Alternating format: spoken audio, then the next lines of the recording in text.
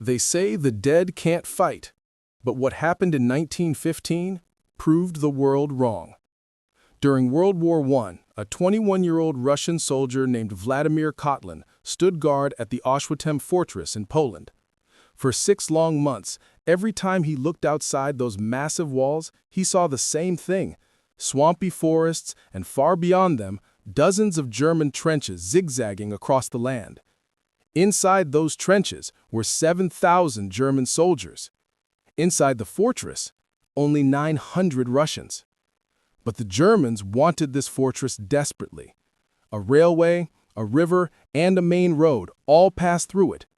Whoever controlled this place controlled the entire region's supplies.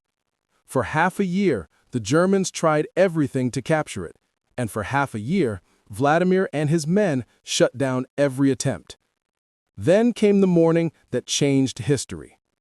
On August 3rd, Vladimir noticed something strange. German officers were standing in a circle inside the nearest trench, staring down at something he couldn't see. Then they looked up at the sky, waved their hands, then looked down again. It made no sense. But Vladimir shrugged it off. He didn't want to look paranoid in front of his superiors. If only he had known what was coming. 3 days later, at 4 a.m., the guards on the fortress wall noticed the night air shifting. The sky looked blurred, like heat waves over a fire. But it wasn't hot, it was cold. Something was wrong. Minutes later, they finally saw it, a massive gray-green cloud, as large as the fortress itself, slowly rolling toward them. Anything it touched, leaves, grass, tree branches, instantly turned black and shriveled. From the darkness, soft thud sounds echoed. Birds were falling dead from the sky. The Russians sounded the alarm. Within moments, a disgusting chemical smell filled the fortress. Soldiers began coughing violently. Some collapsed. Others screamed as blood poured from their eyes, ears, and mouths. What Vladimir had seen 3 days earlier were German officers preparing a chemical attack.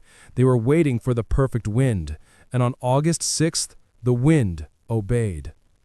The Germans released a deadly mix of chlorine and bromine gas. Together, they formed something even worse, an unseen acid that burned through human lungs from the inside. The Russians never stood a chance. They had no gas masks, no protection, nowhere to escape. One by one, soldiers began choking, coughing up pieces of their own lungs, falling to the ground as their skin burned and their eyes bled. But Vladimir was still on his feet, barely. He looked out the window and saw Germans charging toward the fortress with machine guns. They expected to find 900 dead bodies and an easy victory, but Vladimir had a different plan. He stumbled into the courtyard, where hundreds of dying Russian soldiers, bleeding, coughing, shaking, were still clinging to life. "We're all going to die," he told them. "But what we do now, the world will remember forever." Something in his voice awakened them. Their bodies were failing, their lungs were dissolving, but their spirits burned brighter than ever.